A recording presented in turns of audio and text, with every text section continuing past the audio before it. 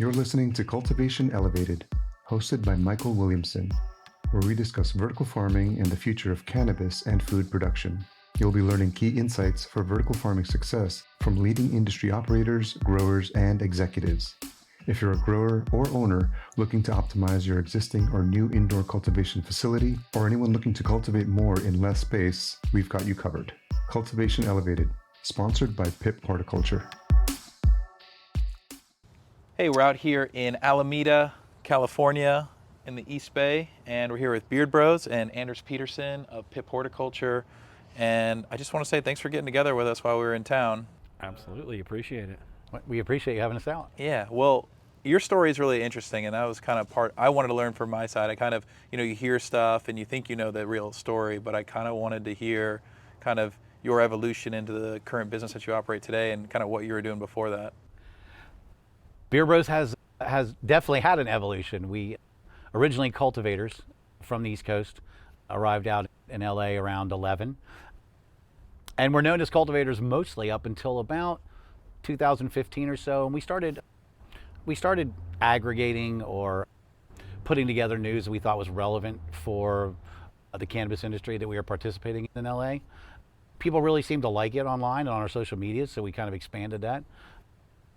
In 2018, we actually started a website and began putting out our own content. And the original intention was just to promote the brand itself? No, I mean, not even really to promote the brand. It actually spawned initially from, as he was saying, we were trying to get legal in the city of LA. A lot of our cultivator friends, extractor friends, were all trying to navigate that process, and there wasn't a lot of good information then, and what was out there wasn't verifiable. And being in the industry, we had a different perspective on it and could kind of vet that for people. So we got that reputation of trusted information. So it kind of started in a local fashion in the LA SoCal area, and then it broadened out to more of just a general news in California and then around the US and eventually international as well. It's pretty incredible. So you guys were like, hey, there's a void in the market, the noise and story and dialogue around cannabis isn't necessarily true to type, because there's a lot to sift through. Yeah. And that was one of my questions for you guys is like, how do you sift through all this information and decide like, what are we gonna highlight or raise awareness to? Right. At first it was somewhat simple because it was 2015, late 15, early 16 leading up to the vote for Prop 64, which we were not in favor of, but we could see the writing on the wall that the general population in California didn't really understand that there was things in it that weren't going to be good for the industry that had been emerging in California for 20 years. So that in 16 led into it, but then it became, when we realized people were liking it and it became more than just trying to help our friends get licensed, it became a situation where we just felt like we had insiders information, so to speak, on the industry because we were working within it. We weren't just writing about something, we were living it. Well, and at that time, there really weren't many other news outlets putting out information. I mean, Weed Maps had been around, Leafly had been around, but they were filling a void of very introductory level cultivation topics and cannabinoid science, and kind of like building up that base. But there really wasn't any good current news day to day. I mean, this is pre-MJ Biz, Cannabis Business Times, some of the other news outlets out today. So you guys really did fill a void at that time. There wasn't anything out. I mean, as a California cannabis guy myself from Prop 215, I heard about you guys in 2015, 2016, and I was running a Prop 215 business, getting ready for Prop 64, and your news outlet was a kind of a breath of fresh air because it gave me updates without me having to scour local municipality websites and try and find the information. So it was, I guess I was one of the target market back then. Well, yeah, and we appreciate you for that.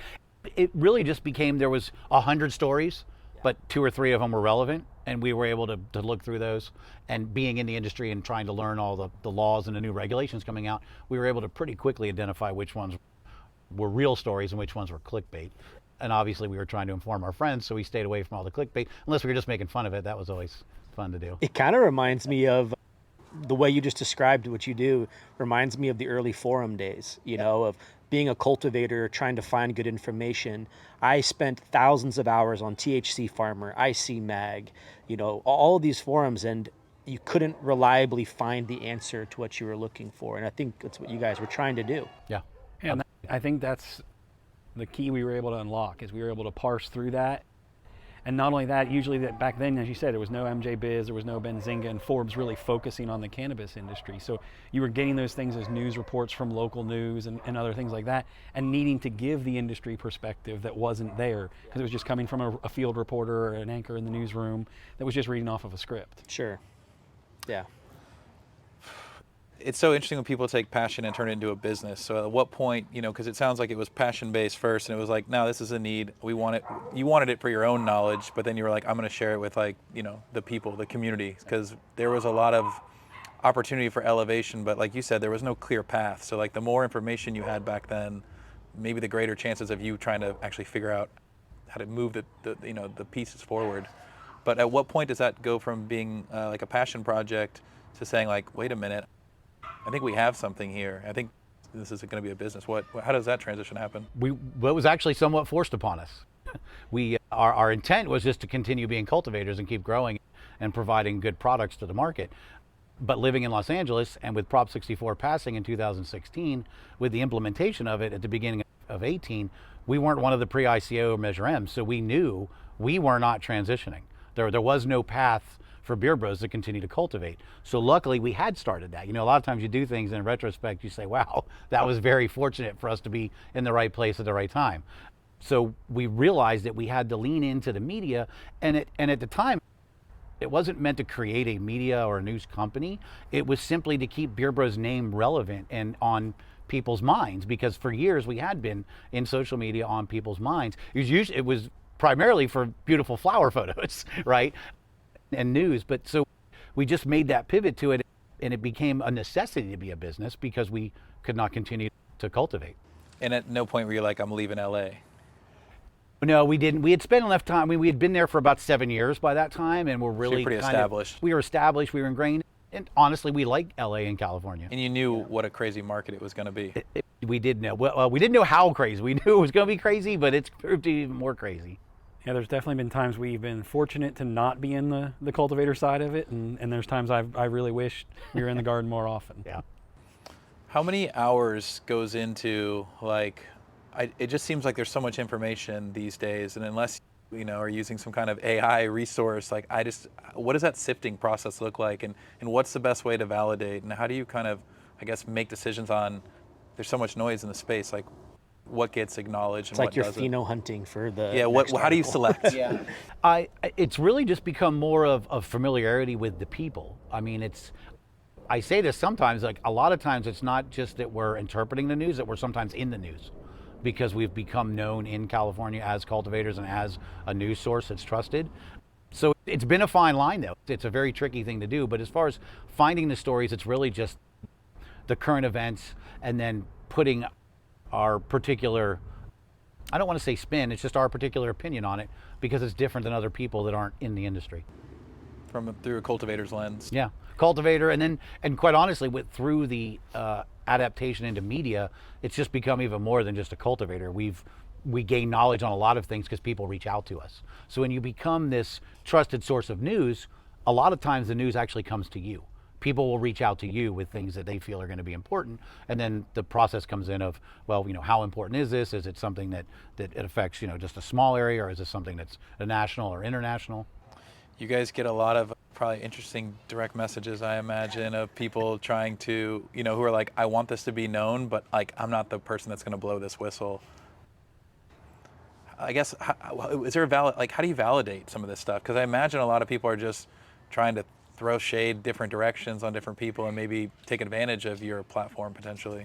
Well, I would say there are definitely people looking to do that, but I think the way we've always carried ourselves leans people to understand that's not going to be the case, that we're not the ones to fall for the clickbait. We're not the ones to just take somebody's side.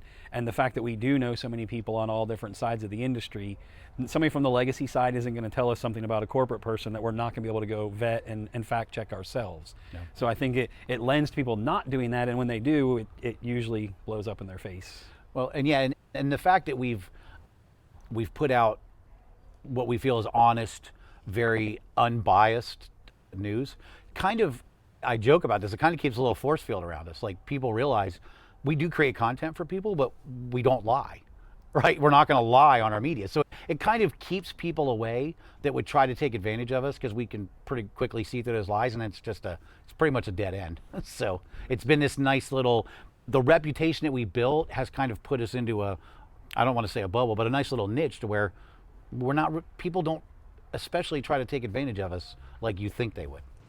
One of your recent posts that hit home for me, and I think hit home for everybody, because I saw it get reposted so much, was like, there is no SOP for culture. And when we travel around and we talk to cultivators, and it's interesting when you get one-on-one with these cultivators, and it doesn't matter if it's one of the bigger MSOs or a small craft grower, a lot of them are dealing with the same struggle. Is they are trying to build culture in their space, but they're trying to do it in like Maryland or New Jersey or something like that. And a lot of the people who are working in some of these more consolidated states like California and Colorado, as when they couldn't find a home, like let's say in LA, well, they said, I love this plant, I love California too, but I can't work here, but I have an opportunity in Pennsylvania or something like that. And so, we meet a lot of people with California, Colorado, Washington, Oregon roots who are working in these other emerging states, but that's their biggest struggle, is trying to build culture in a state where historically they don't have culture. And a lot of the employees that start with these companies, they don't have any, maybe they're passionate about cannabis, but because of where they grew up, they just don't have any real cultivation or experience. And so it's just culture is such a hard thing to shape, and I think it's really overlooked. It's actually funny, because that's one of the silver linings, I think, to Prop 64 and how transient California is as a state, is that it allowed a lot of people that were here in California that didn't see a path to go back to their states. And it's not bearing fruit now, but I have a feeling in 5 to 10 years it will bear fruit, because it's the right kind of people that will emerge into positions of leadership within their own states. Yeah, we've talked about this a lot. The reality of it is, it's just how it played out. The West Coast in general, Oregon, Washington, California, Arizona, they've always, well, maybe not so much Arizona, but they've always been very liberal with their cannabis. And on the East Coast, absolutely not. That's why we left the East Coast. We didn't want to catch a 10-year charge for having a 4-lighter in a spare bedroom, which is what was happening in the early 2000s on the East Coast. So I always tell people that it's not that people from California are attempting to come take anything from them. The East Coast just never had the ability, other than a very underground culture. They didn't have it out in the open. I mean, California had Prop 64 was what, 1996? And then there was dispensaries. Yeah, 215. And then by 2003 and 4, people were putting up dispensaries. So, I mean, you just didn't have that on the East Coast. We've got that too. Oh, you guys are coming to the East Coast. Well, first of all, we grew up there. But secondly, we're not trying to take anything. We're just trying to add. Let's all do better. Let's all rise up. I think it's somewhat coming full circle too, because people who were interested in cannabis and this plant in other parts of the state of the country migrated to California and the Emerald Triangle for the love of the plant and built this culture. And I think that's great, because it brought different perspectives and different skill sets to the industry here in California. And now we're seeing a migration of these people going back to their home, and it's spreading that culture and knowledge that was built here and kind of innovation that was started here. And it's also funny to see how much more accelerated the timeline is on the East Coast, watching whether it's from a business or a culture's perspective of them having, being non-existent to the levels that they're able to bring it. And even just the education and knowledge level of the consumers. Where out here, everybody's understood THC has kind of been the driving factor for a very long time. East Coast consumers are going into dispensaries asking for things high in myrcene, high in caryophyllene, asking for specific effects and specific results that they're looking for. So seeing the market mature that way has been really exciting to watch. Well, it was interesting too. A trend I've seen is, back in 15, it always seemed like the East Coast was 3 to 5 years behind in like genetics and cultivation techniques and just new trends in cannabis. But with this hyper popularity of social media, that timeline is shrinking. They're getting up to speed on the California culture and trends much faster. Even in now, the gap is between United States and Europe. Like we were noticing in Berlin a few weeks ago, the hot genetics out there with the symbiotic stuff from a few years ago. Like, the early mimosas, punch the purple crosses. punch. And that would have been, they would have been a few years back previously, but now they're only a few years behind, like in those trends. Yeah. I think social media. It's very interesting to us with the state of the California cannabis market right now. The biggest advantage to being a known brand in California is the fact that you can go work somewhere else that actually has a better system for a business owner. California is a brand. Like, as you travel internationally, and even before cannabis, when I was a child and I'd go to Italy to go visit my family, and like California is an international brand. People visualize it and they have this image of what it is. And we were in Berlin and people are actually naming their companies like basically spin-offs of the word California, because California to them is known as like the pinnacle of the best quality of cannabis you can find. Everyone wants California weed. All the menus in Amsterdam at the coffee shops, half that product is from California. I mean, we've been around, we haven't been around the world, but we've been around the country, and California genetics absolutely rule every corner of genetics and cannabis. Will that be the case forever? No, because people start developing different things on the East Coast that'll catch on. But for now, California had that 20 or 30 year head start on genetics above everybody else. The other thing I point out, which a lot of times people don't even think about, Hollywood. LA will always be the epicenter of cannabis. People in the Bay will argue that, but I'll tell you why LA will always be the epicenter of it, because Hollywood. It's just that simple. The only reason we even know about what OG Kush is because Be Real smoked it and went on tour and spread it around and talked about it. Otherwise, people wouldn't even know what OG Kush was. It wouldn't even be called OG Kush. I'll give it to you. The import hash that came in the 70s and 80s first came to Hollywood. All the Afghani, the Moroccan. Well, the money's there too.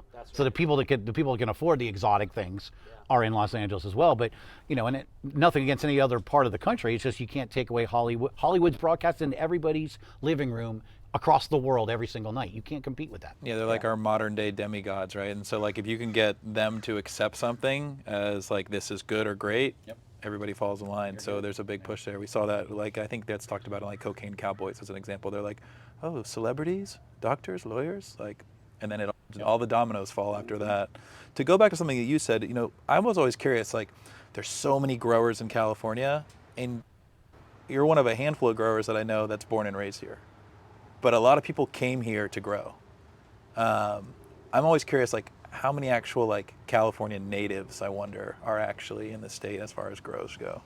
I have no idea. I don't think anyone does, but it's the way I look at it though is that like maybe this is because I'm biased being from the Bay Area, like growing up in this culture, but this is kind of the big leagues here. It's the biggest cannabis market in the world, and if you can survive here and succeed here in this market, when the federal walls come down, you're going to win. I mean, that's why MSOs can't survive here right now. The example is the MSOs leaving.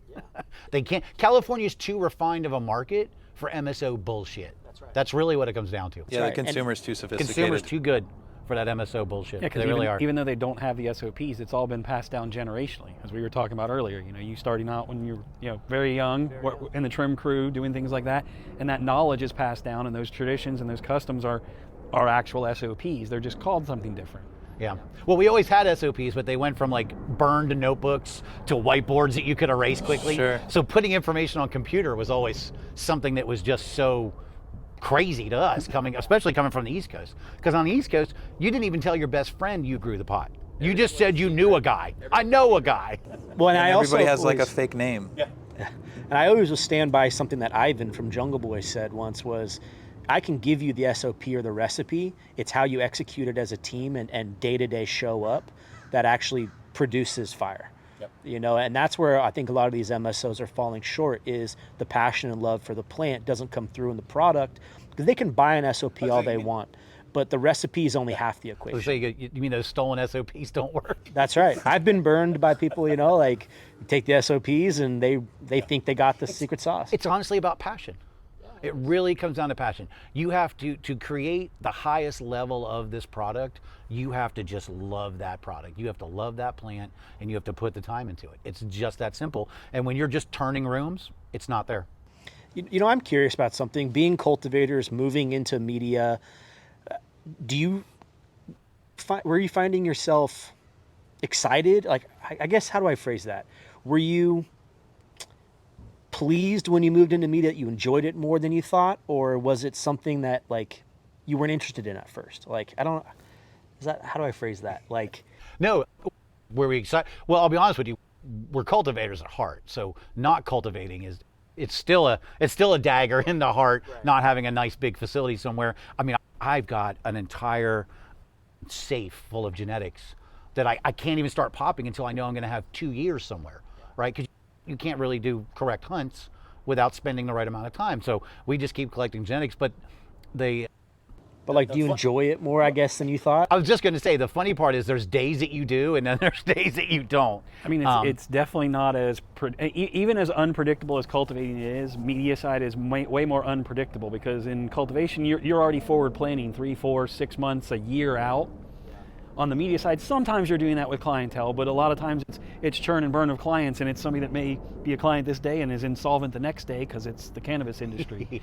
There's many days I wish I was just cultivating cannabis instead of actually having to stay up on all the media and keep up on it and create the content. I mean, like he said, it's not where I mean, not trying to take anything away from cultivating. It's very difficult to do it at a high level, but it's predictable. Like you say, we always work backwards. Like, when's the harvest date? Okay, we have to do this to get to this harvest date. So everything's planned out for months. And with cannabis news, it's like, oh my God, this happened at 5:30 today, and shit, now I got to do something with it. I mean, I think a media company would be way harder than a cultivator. I mean, look how many cultivators are out there. How many cannabis media companies are out there that are any good?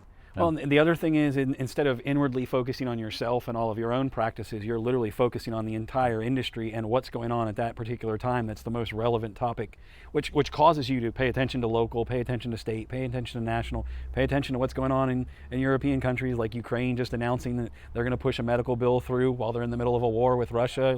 Like all of these different facets that you need to be paying attention to, and you don't have control over all of those things. Inside of a facility, you can control the majority of There's things. some Godplex stuff going on in cultivation. Yeah. But the reality is they're both a creative process, but just a very vastly different creative process. And to me, I like the constant growth and the constant yield and the harvest and seeing the fruits of your labor with the cultivation and that feeling of accomplishment of not only yourself, but as you were talking about, operating within a team. And being able to have that team, pull a room down, flip it in one day, get the next room of plants in there, get it back on its cycle, and everything flows correctly. And of course, then you forget to turn off the reservoir and you end up with 400 gallons of water on the floor and you hate everybody, and then the cycle repeats itself. If you haven't flooded, you ain't growing. It's that simple. There's their next shirt. If you haven't flooded a room, you ain't growing. Yeah, that's like the if you're not rubbing, you're not racing kind of comment, right? If you don't know what this is with a shop vac image, you're not a grower. Yeah, I like that one. Yeah, at least the issues that come up in cultivation are somewhat predictable. Power goes out, blow a compressor, flood a room, whatever. You can at least plan contingencies for that. When it comes to media, it's like there's so much crazy stuff happening in the cannabis industry. Lawsuits getting dropped at 6 p.m. Yeah, and it's like you cannot predict this stuff. And How do you take time off? We unfortunately don't take a lot of time off. Not that cultivators really do either. Some do, but not really, because it's just this living, breathing organism, and now you have this living, breathing monster. It's this really weird thing. It's called the cannabis vacation, where you go on vacation to MJ BizCon, and you go on vacation to MJ Unpacked, and you go on vacation to the Best Of event in New York, or you go to Cannabis or ICBC. Yeah. So that's your vacation, is you try to get in a little bit of tourist stuff while you're dealing with a 3 or 4 day conference. Well, and honestly, as a small company in cannabis, the fight is not even remotely over. We're trying to be beat up by Goliath daily, right? So I mean, it's just this. You don't have time to take off, right? It's almost like you feel like if you take time off, I'm gonna be that step behind. I'm just gonna have to make up extra steps. So why take any time off? Oh, that makes sense. Do you think that there's this weird balance of you have all these wonderful cultivators, but a lot of times they don't have the financial backing to actually do the thing. We see that obviously capital in the space has been pulled back quite a bit in the last 12 months, 18 months, however you want to look at that. But the suits or the Chads or the Brads, whatever you want to call them, and cultivators, whether they're legacy or been operating in a licensed compliant state for a while, they somehow kind of need each other. They need to figure out how that works. I guess if there is a question in what I just said, is it possible? Yeah. Well, no, actually, it's a great question. I have an answer for it. We've been talking about this for a while. You almost can't be in cannabis without some type of capitalization now. The only way you could is, for instance, somebody like ourselves that has built a name over the last 10 years, and our name means something without the capital behind it. So we've always talked about you're going to have some type of business acumen along with some type of cultivation and culture acumen. So where is that? Is it 50-50? Is it 60-40? Is it 70-30? It really, in my opinion, just depends on the situation you're in as to what part of that ratio you're working with. Well, and I think what you have is the small brands and the legacy people trying to give up just enough control to get capitalized to potentially maybe do their own thing, and then you have the corporate side looking to pay just enough money to try to extract that knowledge from you until you're not useful anymore and then push you to a side. So I kind of look at it as like a race. Can they learn enough about our side before we figure out enough about their side, or safe banking goes through and we don't need as much of the corporate Chad private equity money to come in because there's SBA loans and there's conventional funding and financing options available, and that's what this kind of is it's this delicate dance of, yeah, you do need some of that, but you kind of want to stay true to your own morals and your ethics and the base of who you are as a person, a company, and a brand. It's a tug of war right now. It's rough, and you guys had mentioned you guys were social equity applicants at one point. Look at a lot of social equity groups out there. They can't get capitalized to do the project. Social equity, I hate to even say this, but social equity is somewhat of a setup. So in concept, it's fantastic. We should be rewarding the people that were most put against in the war on drugs. Completely agree with that. Problem is the implementation, because most of the implementation I feel has people's best interests at heart, but then you get these outside people that come in and want to manipulate it. And they're not making the social equity regulations, or whatever you want to call the structure of it, they're not making it solid enough to actually help the people, right? And then on top of that, one of the things somebody pointed this out to me just 6 months ago, and it completely made sense. If you're going to look for capital and you have to give 51% of your business to somebody who had a conviction but has no business experience and has never run a business, a multi-million-dollar business, you can't find capital to get a social equity license and establishment financed. So it's just this constant running in place, in my opinion. Well, and the investors of today, they've learned some hard lessons in the last 5 years. A lot of people thought it was like this rainbow pot of gold thing. It's cannabis, gold. Money grows on trees. I haven't heard the word like green rush in a while. Yeah. Nope. Yeah. You got the memo. Yeah. Well, people got burned. And so, now, just like the sophisticated end user is evolving, the investors have evolved a lot too, and they know, no, I didn't see a return on this investment. Well, they've learned that. I think that the tech bubble in Silicon Valley spoiled a lot of investors to a 1 to 2 year ROI, and they're realizing that cannabis is not the tech industry. It's not a tech bubble. It's farming. At the end of the day, plants take time to grow, and this is a longer term, 3 to 5 year type of investment deal, and there's volatility in it, and people are learning those lessons finally. You can say it all you want until you're blue in the face. In some aspects, you could turn that around to be a good thing, because they're getting burned, but it's because they were trying to skimp and they weren't bringing in maybe some legacy people that they should have. So you could kind of turn it around to they got burned, but now they realize that they need us as well, right? So it used to be just this big attitude of, we don't need you, right? We can steal your SOPs and we can set it up, and it's just a plant, right? Anybody can grow it, right? Like it's an orchid, or it's a shilling or a petunia or something. Yeah, it totally, and it's never going to be a CPG. People can call it a CPG all you want, but a living, breathing plant that can change from one crop to the next, in my opinion, is never going to be a widget. You can't get it into the specs. It's a widget would fall into. I mean, we've seen people from some of the biggest name companies that we won't name, from like CPG products, beverage products, who just thought and they work for big companies that make real money. They thought they could transition into this space and really elevate the thing, and they usually fall flat on. They're like, and you hear all the time, I had no idea what a difficult business this is. Well, I mean, for us guys that have been cultivating for decades now, we are MacGyver. We had to do everything ourselves. You didn't hire AC guys, you had to figure it out yourself, or you had a friend. You didn't hire a plumber, you did it yourself, right? You had to do these things. So I think where the corporate people completely underestimated the legacy market is we will pivot, we will survive. We've been hunted down, we had to hide, we had to do all of our own work, and we're still here. Creative and scrappy, that's what I always think of, we'll find a way. But on that same note, I've also seen where a lot of legacy cultivators that they typically, they didn't have a lot of experience working on a team, they were more of a solo act, and then also because they built everything the way that they liked it, and they weren't general contractors or journeyman electricians, they also brought some pretty bad habits into commercial design and operations. And so I think we've seen a big wave of that kind of get washed out. You just brought it right back. How far do we, how much on each side do we need to work together? Because like you said, the legacy brought some bad things in. Obviously corporate brings some bad things in. The idea is to get together and get rid of those bad things and put out a product that people can afford. That's the utopian goal. I think other thing I see that's a big challenge is like traditionally legacy cultivators, not really good at establishing a fair contract for themselves. You know, really good people, great intentions, really talented, and then they just get so excited about this opportunity to go legit, and they get railroaded by their contract. And they didn't even realize it until like 2 or 3 years into the deal and this thing's been signed for a while. Yeah, I mean, we can actually speak to that. The reason we came to the West Coast is because we didn't want to catch a 10-year charge on the East Coast. I mean, we would tell people we just wanted to be able to go to work like normal and not take a different route. Park out front, right? Sure. Like just be a normal credit would be an amazing thing, right? So we're just still in that normalization process, in my opinion. But that was the whole reason for us wanting to come to the West Coast, so that we could do what we were passionate about and be a normal human being in the in the United States. Growing up on the East Coast, because that's the three of us. You grew up here, so you have a different perspective on things. But it's such a fresh breath. I remember being like such a fresh breath of air. I got to Colorado and I was like, oh, they're pretty lax about this. Oh, you smell a little bit of weed around, like in public. People are talking a little bit about it in public because everything was so hush. And it's literally, the whole thing's been flipped on its head. And it's like the further you traveled west, it was like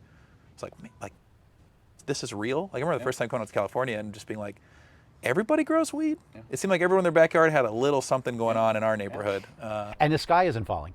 No, it's and everything was fine. It wasn't a big deal. Yeah, I mean, I remember specifically 2015 in Los Angeles. There was a sesh every single day. Mm-hmm. You could go to an event with pounds on card tables every single day of the week. It was just, to us, it was amazing. We were like, oh my God, we found the promised land.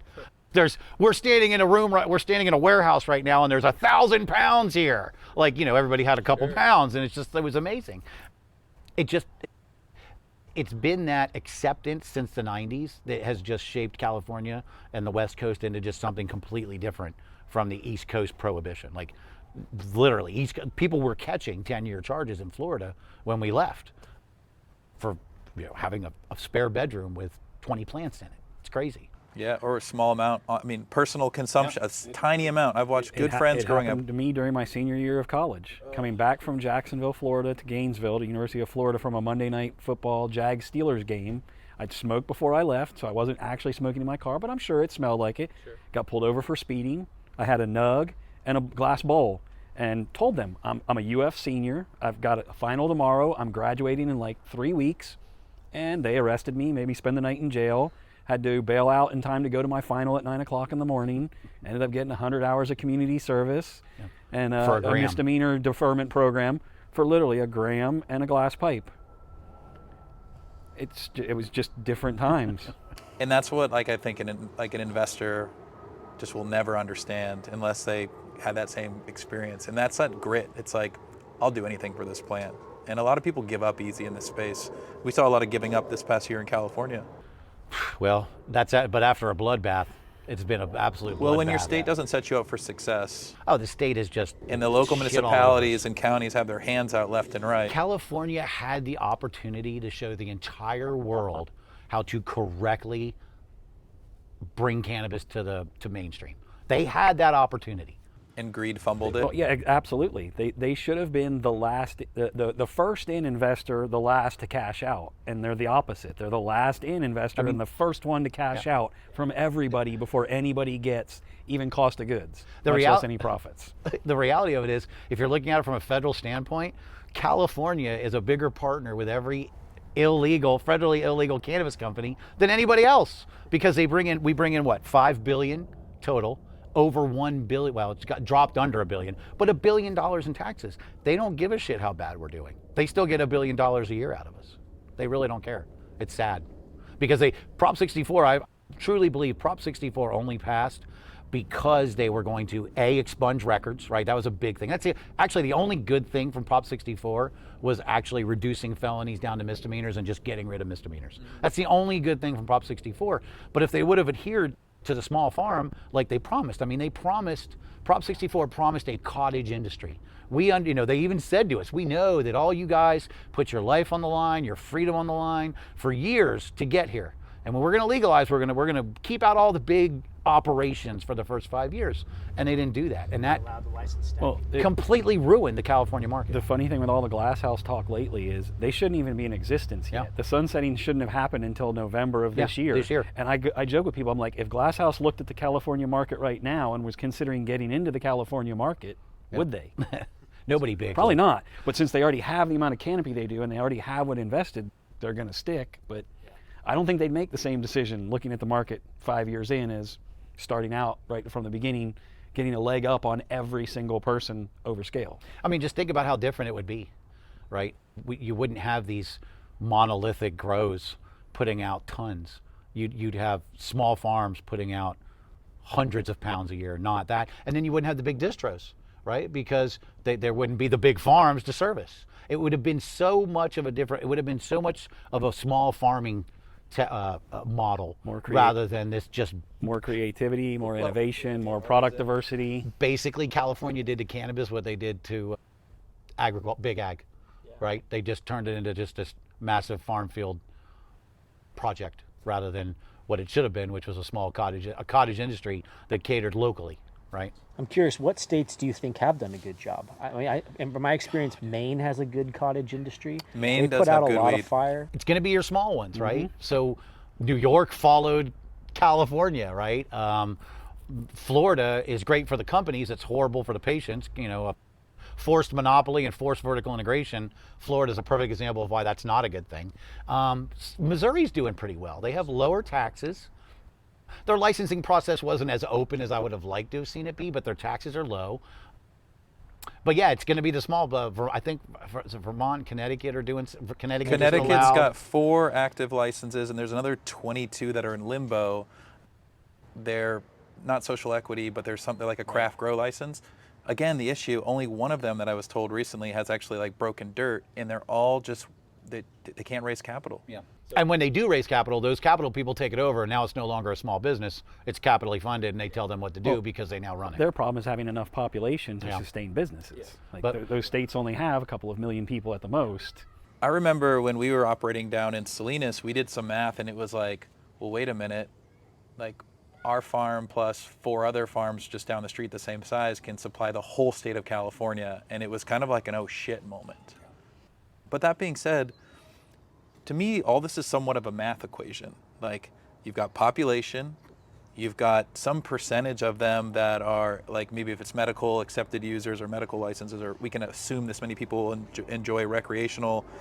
It seems like you could figure out, like, okay, because I am actually an advocate for limited license states, just not hyper limited license states that have ridiculous I mean, you don't want 20 licenses and barriers to entry. So you mean they should have actually taken into account supply and demand and that equation when they were forming the laws and the framework Basic that we were going to business. operate under? Like, who are these people and how are they in these positions, and how come it shouldn't be as difficult? Like, you shouldn't just blow everything up. And maybe it's just a greed thing where they're like, these people are going to apply, there'll be a bloodbath, the strong will survive, the weak will go out. But either way, we're going to get paid the whole time.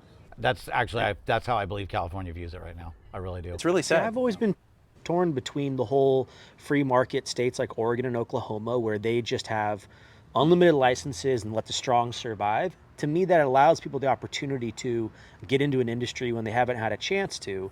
However, I've seen people bank their life savings on this. Like in Oklahoma, $2,500 for a license. Mom and pop devote their life savings thinking they're going to make a ton of money, and it ends in ruin. Part of me likes the concept of that market, but it's hard for me to find a middle ground. I do think limiting production is the right way to do it, by canopy square feet, by population, but what is that metric? What is that? Well, I liked Oklahoma's free market approach to it, but they didn't put in any structure to actually maintain the industry and the integrity of the industry, and it just became, I can just move from California to Oklahoma and continue what I was trapping from there to the East Coast. and cut my costs by They did a a tenth. terrible job and enforcing. make it appear to be legal. And how long is it going to take for them to figure out I'm not legal, if they even do, because there's ways to manipulate all of that. So I'm not a fan of the police. I'm not a fan of enforcement. But if you're going to set it up like that, you need to protect. I mean, it's somewhat same thing here in California. They didn't protect the people that put the money in for licenses. They didn't give them a feeling of safety, a feeling of security of what they were trying to do. We need something in between Oklahoma and California, in my opinion, right? So California got a couple things right. Oklahoma, the free market's great. I totally agree with that. Letting the good companies rise. We're in this weird place where even the big cannabis companies, in my opinion, don't mean anything to anybody. All right. So the Trulies and the Curaleafs, they're billion-dollar companies. But what are they to Philip Morris? They're nothing. They're absolutely nothing. So part of me thinks that they just want everybody to stick their head up. First movers and people that stuck their head up get their head whacked off, and then somebody's going to fill the void, right? So if people go out of business or it gets consolidated, there's going to be some type of void being filled. So we're in just this really weird phase of cannabis history right now where it's quasi-legal. The art of the pivot, right? Yeah. Is that what you were talking about earlier? Yes. I mean, I've heard good stories in California even today while I was visiting, and it was essentially a grower picked up a distressed asset and they didn't know what they were doing, got the van, redo it all, but this team would have had to spend 3 or 4 times the amount of money, and they would have lost traction to even getting to market, because that's where I saw a lot of people in California get shot in the foot, was somewhere between local municipality regulations with building codes, fire marshals, and then CCC, California Code Check. I remember we got our comments back from California Code Check, and I got 87 comments on a new build greenhouse. And one of them was 87. One of them was the greenhouse has to be solar ready, meaning that they wanted us to have the ability to put solar panels on our greenhouse. And I had to educate them. I was like, it's a solar it is the epitome of solar ready. But that's where it was. And this was 2016. and they want you to put panels up to block the sun. That's when you pull out the Princess Bride meme. I don't think that word means what you think it means. But it is nice to hear stories of people who understand the art of pivoting, that come from a long background of being scrappy and surviving. And it's nice to hear, like, while I was in California this trip, to hear about someone who's actually already has an existing farm, acquired a distressed asset at a reasonable rate, is turning it around, and is selling all their own product legitimately through their own brand. Yep. So, for every gloomy story, there are people that are navigating these waters, and a lot of them aren't thriving, but they're surviving. And I think right now it's that time where it's like, we just need to stay afloat. Surviving, seeing the green side of the grass. Surviving right now is thriving. Right. And I look at it too, though. Even if you're not making money, if you're still, not making a lot of money, even if you're still in it, you're building a brand that's going to have value in the future. So even if you're not banking the way you'd want to bank, you're still building towards your future. He said, what did he say? He's like, it's all about right now. It's all about the 3 Ps for me. I got to make sure I can handle my payroll. Got to make sure I can handle my plants, and I got to make sure I got my power handled. Yep. Well, that's how I see it too. Is you have 2 ways to build value right now in the cannabis industry. You either build an asset, a really good facility that you can prove with data that it can reproducibly, hit quality and quantity every run, or you build the brand, and that's the value. Yep. And if you have a good facility, like a good asset value on your facility and a good brand, that's the winning success right now. Yep. Unfortunately, what I see is a lot of people don't have the facility that can produce the quality right now that backs up their brand, or vice versa. It's It's the dilemma we've dealt with for several years, and potential partners and potential opportunities, and having the brand, but having the consistent product. Him and I debated all the time of not having flower in the market. I'm like, but it's the main thing people are buying. It's the main way to build the brand. We tried to do some white labeling. We tried to do some licensing deals. They just didn't work out, and they didn't stay consistent, and it wasn't the quality that we would have put out of our own facility. And so we just said, if I can't put out a product I would put out myself, I'm not putting out a product. It's just that simple. The people that I see doing the best in this space will say something generally like what you just said. It'll be like, if we won't smoke it, we won't put it out. Yep. The people on the other hand who don't smoke or don't really, they don't know, they don't care. It's just a widget again to them, and they're shoving this booth CPG. right down the line. We see how well it's just a CPG works. It's interesting too, like, this whole, like, there was this paradigm shift with the big guys. I've noticed they're now like aware that quality matters. But it wasn't the case for many years. It was like, we're the biggest. My favorite was the story coming out recently about Canada now focusing on the micro licenses, going from macro to micro. I worked very much in Canada up until COVID, really, and then we couldn't get in the country anymore. I have never in my life seen more capital wasted. If you were like an entomologist or you just loved like IPM, it would have been the mecca to study plants. I mean, every bug, every disease, every pest, and then at 1 million square feet of greenhouse. Yeah, if you ever want to get a funny read, pull all the financial statements of the big LPs in Canada, and all of it's non-GAAP reporting, so it's a really interesting accounting that they put on these financial statements. Some of them have a line item called inventory obsolescence. And if you read into this line item on their income statement, it's basically how much product they burned and destroyed. And I mean, it's millions of pounds. It's ridiculous. I mean, it's ridiculous. It's like, Yeah, my understanding was they were having so much capital thrown at them that they had to find things to invest it in, and they were just making real. I mean, I heard some of the companies up there bought hundreds and thousands of hectares in South America, and it's just sitting there now. Yeah. I mean, just done. Like, they had so much money thrown at them that they had to buy shit, and they didn't even really know what they were buying. It almost was like they didn't get the budget. Capital. Yeah, well, if they didn't spend it, they wouldn't get any more. I can't name names, but I knew a gentleman, and this shocked me. He still had his job, and he introduced himself to me. He's like, "Hey, I'm so-and-so. I'm the guy that made the $220 mistake acquisition." So this gentleman lost $220 million. He didn't lose a fool. He lost $202 million. And that was his introduction, as I'm that guy. Yeah. And he still had a job. It's amazing, isn't it? This one group spent about $860 million while I was there in a couple years. And the only reason that I was able to work with them is they gave me some of their product to try, and they wanted to get my opinion on it. And the next day we had a meeting, and they were so excited to see like what we thought of their cannabis, because we came from Colorado and California on my team.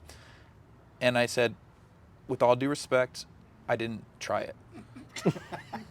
And they were like so perplexed. You could tell they were like, why? And I was like, I'm very particular about what I put in my body, and there is noticeable botrytis and remediation and still botrytis, and I'm not doing that. And it was that comment in this big executive corporate, all these suits, they were like, we need these people.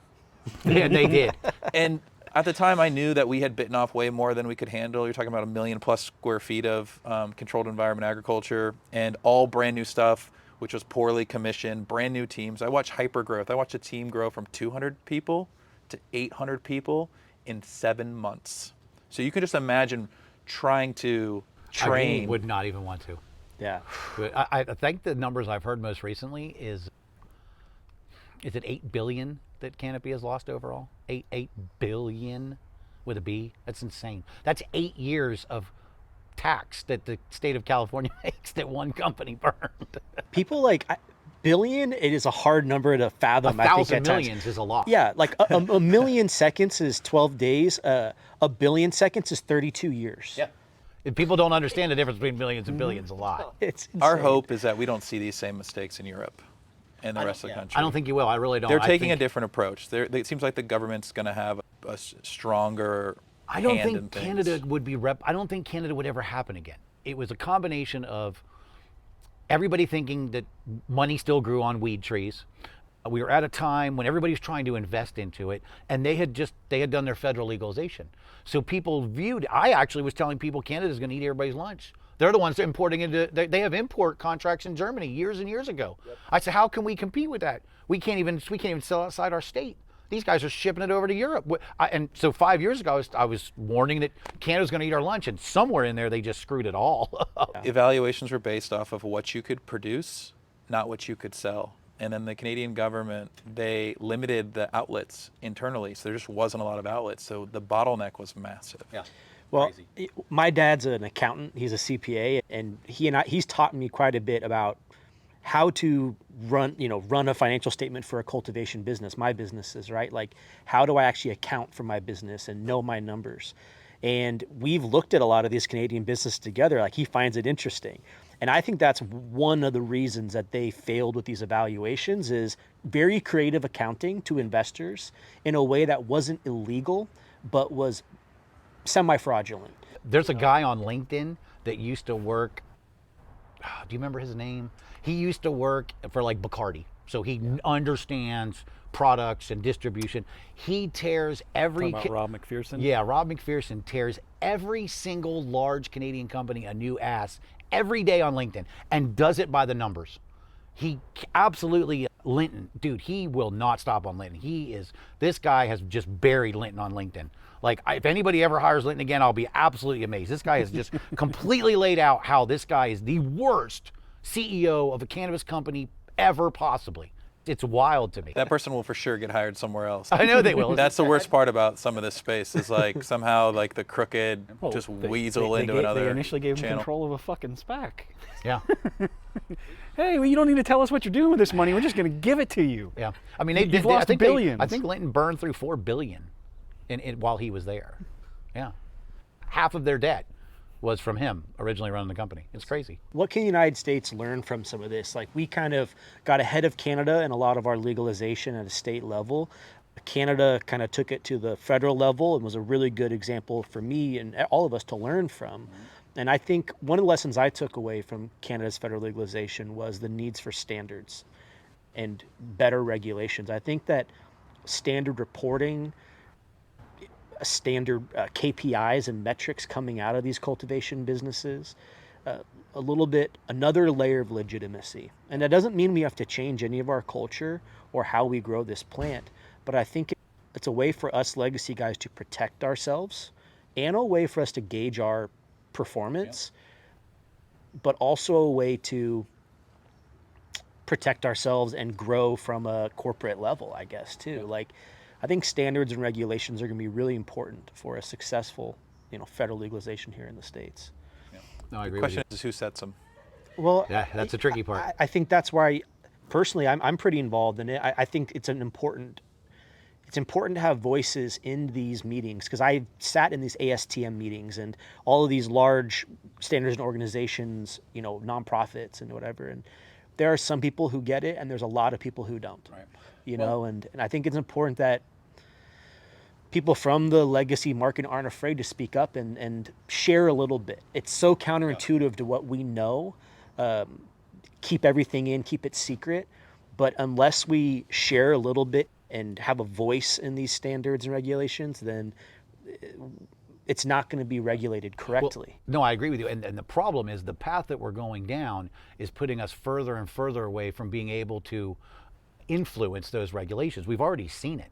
I mean, the fact that the things that they've done on a regulation and state levels doesn't make any sense. If they'd asked anybody who'd been in this industry for any length of time, they wouldn't have done that. But the problem now we've got this consolidation going, and the only people with the money to even talk to lobbyists, to talk to congressmen and congresswomen and senators and things, are the bigger companies. So what's happening now is we've got companies like Trulieve and Cureleaf that are influencing regulation, and of course they're influencing it into hyper-focused, as few licenses as possible. Let us handle it. We're the professionals now. Let us run all the dispensaries. So we're going down a very bad path to where we're not going to even be able to participate because we're going to be written completely out. Well, I think what's interesting too is this industry has developed somewhat backwards to a lot of other agricultural type industries. It typically starts at the academic level and in universities where crop registration, agronomic traits are defined, KPIs are defined, and then industry evolves around academia. And instead, we are completely backwards. Industry is innovating in a bubble, in a silo, and academia is trying to legitimize some of what's coming out of our industry. And the politicians and regulators are all just confused because they don't know who to trust and what information is correct. They're doing what they're told by the donors. And the donors are the big companies with money. Jeff has Follow a the phrase, money, he used to, right? he used to say that, what would you say about the industry? What about California? Well, no, about the cannabis industry in general. It's new, but it's I usually said it more about California, that we're an adult baby. We've been in existence for 25 years, but we're still an infant in the scheme of things. And we don't understand things. We just throw tantrums and sling shit at the wall. You know, and then I mean, look at the debacle in New York. My God, they let these guys grow. They let the 200 hemp growers got to grow. And then they have what? There's still only 13 dispensaries to sell it to. And we're a year after their harvest. They harvested in 2022. Meanwhile, there's 3 dispensaries on every corner that are, you know. Bodega. Yeah. Every bodega has one. Yeah, but we saw that because they forced them into the pact with the company that was going to raise $200 million for all the retail locations, and then mysteriously they can't raise $150 million in New York City for real estate development. Yeah. Like, how much of a drop in the bucket in terms of New York real estate development is that? I honestly can't believe, after watching what California did, I can't believe that New York dropped the ball the way they did. It's just unbelievable to me. I don't know how much of it's dropping the ball and how much of it's intentional by people behind the scenes with their own motives. Well, look how much money California's making. New York wants to make that revenue too. Yeah. You know, I mean, they're probably doing it on purpose. I don't know. Yeah, follow the money. It's always gets you to some version of the truth. Yeah. Well, I know this could be the never-ending conversation. But I'm getting a little chilly. I'm getting a little hungry. Can I ask one last question? Oh, always. What's next for Beard Bros Farms? Media expansion. We've actually been toying with maybe getting some investment to expand our media. So we're hoping to expand the media. We are expanding our product line, which currently is RSO. We're going to expand that into a few states. I guess I can drop that on here. We're going to be launching in Massachusetts in August. Okay. More than likely launching in Missouri by September.